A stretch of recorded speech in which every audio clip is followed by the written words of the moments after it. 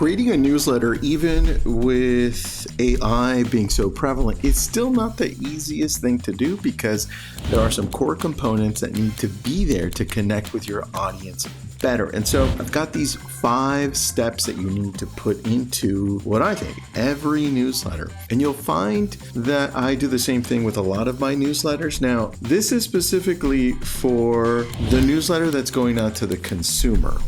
And I want you to pay attention because these 5 things can get you more people coming back and asking the questions that you want them to ask so that you can convert them at the end of the day. Welcome, my real estate friends. My name is Tristan. This is your daily real estate. Let's jump right into this one. Here are the 5 steps that you need to create a more valuable newsletter. Number 1, one reader, one promise. That's what I have here on my notes. Pick a single audience for this issue and make one clear promise. For example, I'm in the Thousand Oaks, Ventura County area. For Thousand Oaks owners, here is what changed this week and what to do about it. Write the subject line from that promise. You see how I'm breaking it down to that specific thing? What readers want to know, they want to know quickly, does this pertain to me for the area that I live in? Or is it close enough to me to where I live, to where it affects me, whether it's community, restaurants, real estate, whatever it is. So one reader, one promise. Number 2, lead with local insights.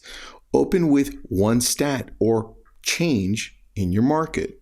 And then I want you to add plain English. Normalize what you're saying so people understand it.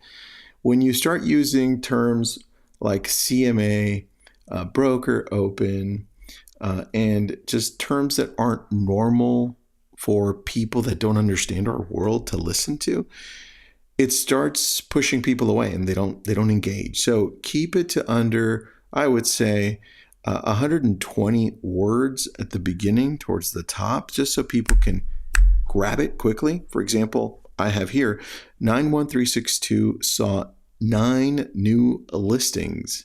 Average days on market dropped to 18. If you are selling, week 1 matters the most. You see how that really captured exactly who the reader is? Because 91362, going back to number 1, is Thousand Oaks. So now I'm buckling in. Lead with a local insight. Super quick. Number 3, give a tool they can use today. We miss this one so often.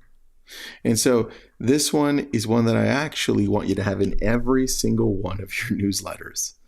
Here it says, offer one asset, not fluff, link to a PDF, checklist, equity checker, vendor directory, or a 60-second video tip. Something that tells them exactly what they need right now that they could actually use. Value, value, value. Remember that. Number 4, add a human moment. At the end of the day, people connect with you because they want to do more business with you. They want to hear from you. They like your style. You've humanized it for them to connect with you, right? Whether it's you're giving news about the area, you're giving news about real estate, they like to hear your opinion. So humanize it. I put here, share a short winner lesson from the field, 2 or 3 sentences, first names only, or just make it anonymous. People remember stories more than stats. And number 5, and the last one, end with one action. Ask one simple question to spark replies and include one next step. For example, want your street's numbers? Reply with your address. Or maybe it sounds more like this. Need a roofer? Hit reply and I'll send my top 2. Or I would say, need a plumber, need an electrician? Let me know in your reply and I'll send you the directory. It's something along those lines. Anyway, hope this helps. I want you to do a much better job with newsletters. In fact, if you want to sign up for my newsletter just to see how it looks and what I send out once a week, go ahead. It's in the description. Thanks again for listening, and share this with somebody that you think might love this. Have an awesome day.